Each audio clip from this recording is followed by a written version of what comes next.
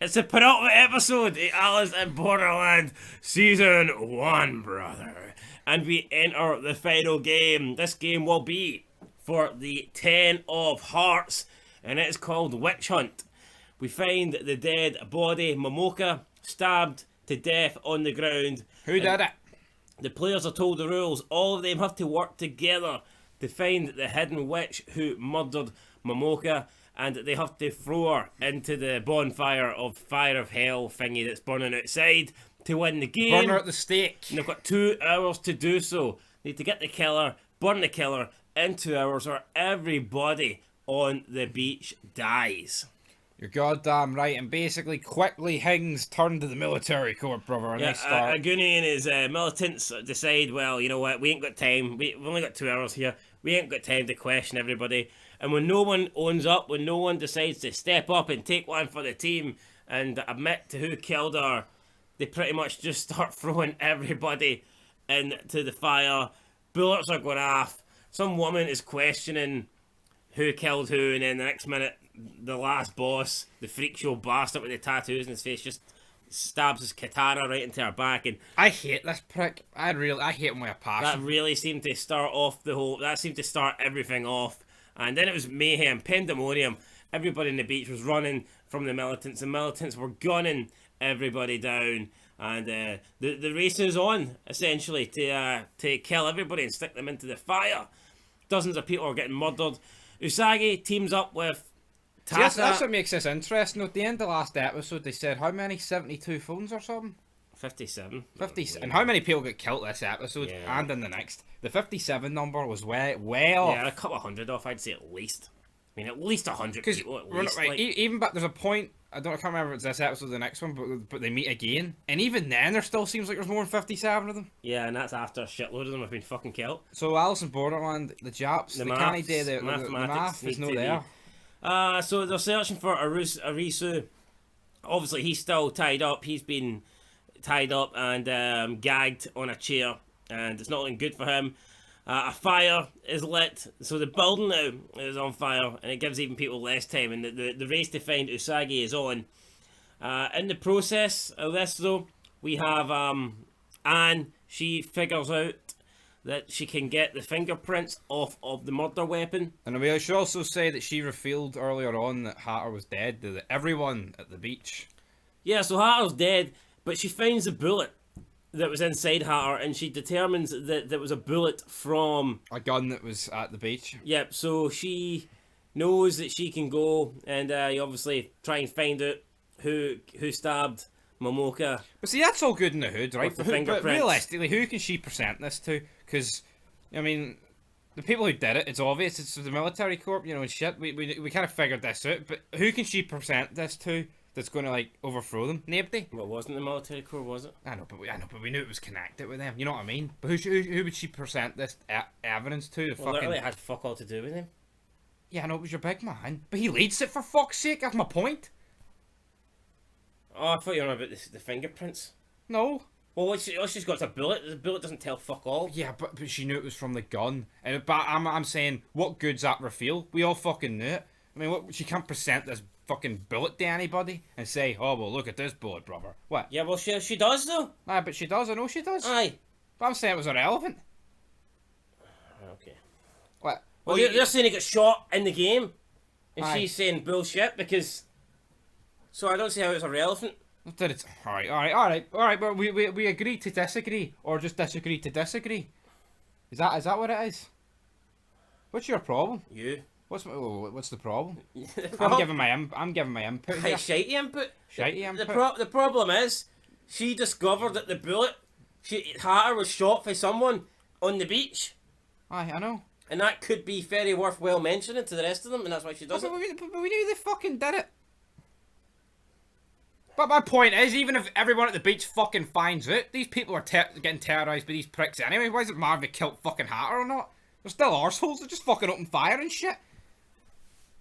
Right, okay. Right. Well, maybe not. Aguni and Hatter were regardless if they killed Hatter or not, these are not good leaders. They are bad people. Yes or no?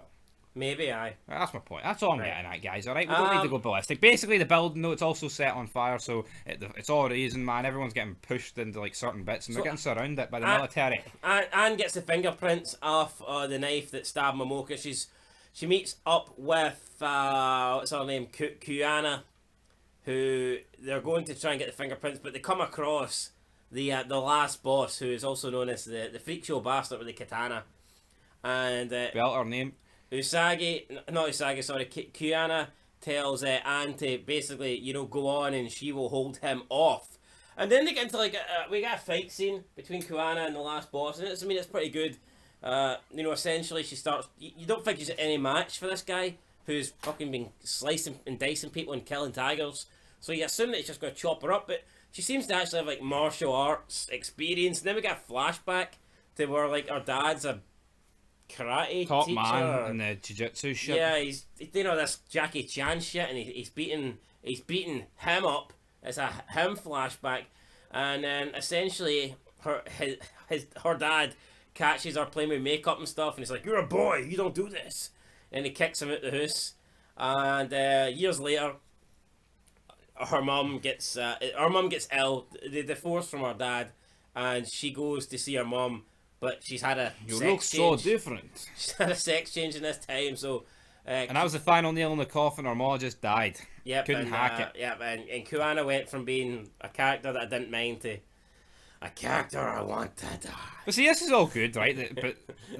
She knows all this fighting. But we're led to believe... Well, no, we're not led to believe. She got kicked out at an early age because she started playing with makeup. So how well was she trained by her dad? And also, this guy with the samurai sword... How good's he? You've got a fucking sword advantage here, pal, and you can't fucking even lay an injury. There was like half an injury on the arm. There was a scrape. Yeah, and then we get a flashback with him that, in my opinion, Was garbage. didn't really tell us much. He used to be a computer programmer, and He used to play. He played a game. He was normal, and then he's like, "Fuck it." He shaves all his hair off, and then he's like, "Give me a tattoo you wouldn't see in the old world." and he doesn't want to go back to the old world because he's like a leader or something in this world. He's a fucking cretin in this world. And then they have a discussion, a standoff, and Kiana tells that we're kind of the same, but the difference is I don't hide from my past. I'm going to face it. And the way this guy is kind of more or less like refusing to go back to the old world because he wants to be, this arsehole, basically, this killer in the new world. And then they have a battle, and she kind of, there's glass all over the floor, so there's like bleeding fucking feet and everything. And then she disarms him with the sword and goes to punch him and actually does it, and it kind of like knocks him out. But we've seen in the flashback where she had an opportunity to like hit her dad, but she didn't. Then he like done a spinning back kick and he went, "Never hesitate." Just so- like his dad said. So yeah, What? what? That's what I'm saying. Aye. Never. That's what I'm saying. Yeah, our dad said never hesitate. That's what I'm saying. Right. And he should have said that like her dad said. Our dad did say it. Oh my god, that's what I'm fucking saying. Do you listen? Right, You're go- brain say dead. again. No, Say- you're a brain No, dead. no, say again. I'm saying he could have said it like her dad said it. Who could have said it? Freak show bastard. He got fucking punched out. How can he say it? I know, but it would have been funny. You fucking no. You're an imbecile. You don't even know what's happening. Aye, a day. Well, I'll tell you, you don't know what's If happening. she didn't hesitate. You're completely missing out the Rooftop Rumble between the two tracks. No, we haven't covered that yet. We need to cover it. Listen, if she didn't hesitate and she's already punched him unconscious, how can he turn around and say, "Never hesitate"? See, you're talking piss. You don't know what you're talking about. I do know what So I'm talking basically, Kiwani, I just can't believe this guy get beat. He had the fucking upper hand. I realize it. And she's walking on broken glass and everything. He's pish. I don't know how he beat a tiger. Like, I want a Stuart's inquiry into that. At least he didn't punch the tiger. But he's no deed, apparently. Or is he? Anyway, though, we get to the Rooftop Rumble. These two guys' names, I have no idea. Are they guys? They look like women. Especially the guy with the blonde hair, even though I think it might be a woman. Who are these guys' names? Since you know everything about this show, big man.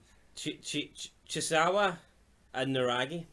Don't know who's who, but basically... Naragi's the guy in the militant corps, and Right, Chihuahua's the guy with the hood. So Chihuahua comes up. He's like, oh, so... Fuck me, Chihuahua. Chihuahua comes up. He actually looks like a wee chihuahua. The way he wears his hoodie with a septon, I don't know. It's like a 50-50. Can I get someone else to review these shows for me? Right, but basically he's like, well, I'm going to kill you. And then Naragi's like, alright, and then instead of shooting him, which he's had no problem shooting him, we also got flashbacks with him. Yeah, he used to get bullied as a kid. So I guess now he thinks he's going to do the bullying. Yeah. But here, it's like, this guy openly said, I'm going to kill you, right? Why wouldn't he shoot him? Well, he went to, but then the guy starts moving, and he threw the cards up, which distracted him. But I guess you don't see shit. He says, I'm going to kill you, and there was like a 4-second pause. There was at least like 4 seconds. Yeah, because then he throws the fucking card. He threw the cards up after he started running? He could have sniped them. And anyway, this fucking chihuahua, whatever you want to call him, he whips out his wee chihuahua flamethrower. Yeah, it's like a water pistol, but with like flammable stuff inside it. No, it's a where we water. light Yeah, exactly. Well, lighter tied to the end here. Right, so exactly. am I wrong? No, but basically, Nagati, whatever you want to call him, fucking Kazawa, he flies off the rooftop, presumed dead. Yeah, on fire, he flies off. We think he's dead. Is he dead? We'll find out. Aritsu, whatever you want to call him, he's fine though, isn't he? Yeah, after Usagi manages to evade a bunch of people trying to shoot her, she crashes through the window, rescues Arisu, and then Arisu with his intelligence and stuff like that, something that we do not have. No, we lack it. He comes to the conclusion, he puts himself in the mind of the not only the witch but the game master, and he comes to the conclusion that he knows. He can't beat me. That he knows who the witch is. And then we see Anne discovering the fingerprints on the knife, but before she can identify the real culprit, she is knocked unconscious. And that is kind of where this episode ends. See, this is weird. It's like the two guys that kill her, well, no, knock her out. Well, why didn't they just kill her? You know what I mean? I'll tell you why. Plot purposes, big man. I don't like shit like that. What? You gotta critique shit. You can't just fucking... Why didn't Rangers just pay the 500k for Suter? That's get fuck all about Transfer plot purposes, mate, right? No, but like realistically, why wouldn't they? Why wouldn't they kill? They're killing everyone else. Why not her? Plot purposes. We need this revealed to happen. Yes or no? Maybe they know. Do they know it's not her though? How do they know? Cause she fucking said at the start of the thing. How, but they're killing everyone. They don't give a fuck.